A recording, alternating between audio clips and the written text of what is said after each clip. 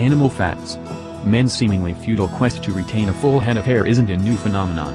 Recorded evidence of baldness treatments extends all the way back to ancient Egypt. The Edwin Smith Papyrus, the oldest known surgical treatise on trauma, contains an ancient hair loss remedy. The papyrus recommends treating baldness by applying a balm consisting of the mixed fats of lion, hippo, crocodile, cat, serpent, and ibex. Although this may sound completely unpalatable to people today, it illustrates clearly how much Egyptians valued their hair.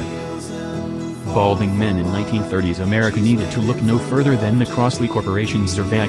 Inventor Dr. Andre Cueto had spent several years researching the problem of baldness and came to the conclusion that hair fell out due to a reduction in blood flow to the scalp.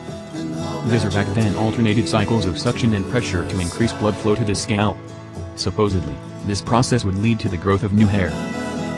Hippocrates is often considered to be the father of modern medicine. Plagued by baldness himself, Hippocrates recommended a treatment consisting of pigeon droppings, opium, beetroot, horseradish, and spices to cure hair loss. Although this had to smell funky, it would have done little to help the follically challenged patients under his care.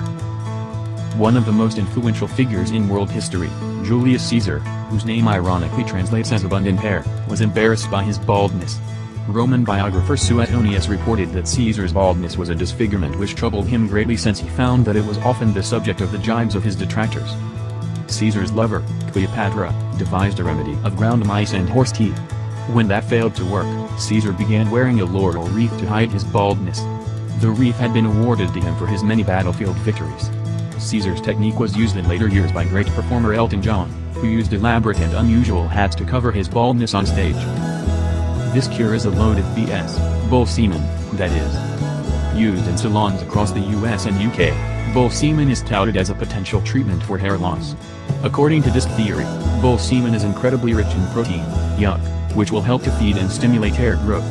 5. We can only speculate as to who first tried this or why, but it's probably best to move on to the next cure before we throw up.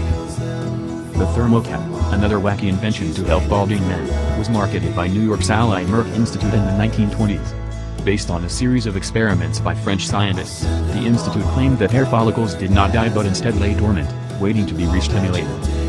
The bald and somewhat gullible user would wear the cap for 15 minutes a day to allow the device's blue light to stimulate new hair growth. In yoga, the headstand is known as the king of all poses due to the wide number of benefits. One is the supposed prevention of hair loss. The theory behind this is similar to that of the Zervac. By inverting the body, yogis believe that there will be an increase in blood flow to the scalp, which prevents hair loss. Although it's too eye-watering for most, this remedy does at least have a toehold in scientific fact. In a 2003 paper published in the Korean Journal of Dermatology, scientists describe how capsaicin, the active ingredient in chili peppers, helped regrow hair at a faster rate on mice. Unfortunately, there is no evidence to suggest that this works on humans. If you are tempted to give it a go, please be careful that the hot sauce doesn't get in your eyes. In traditional Indian medicine, cow urine is still used today to treat a wide range of conditions. Known as Gamudra, cow urine is purported to be effective in the treatment of hair loss. For maximum effect, the urine should be from a virgin cow and is supposed to be collected and drunk before sunrise. Other doctors recommend against drinking urine as it can cause illness, rash, or both in humans. Don't have access to a nearby cow? Fear not. In 2009, an Indian company released a soft drink containing 5% cow urine. Our dear friend Hippocrates first reported this final cure for baldness, castration. His theory began when he noticed that eunuchs, castrated men, never lost their hair. Unwilling to test this idea himself, Hippocrates stuck to pigeon dropping.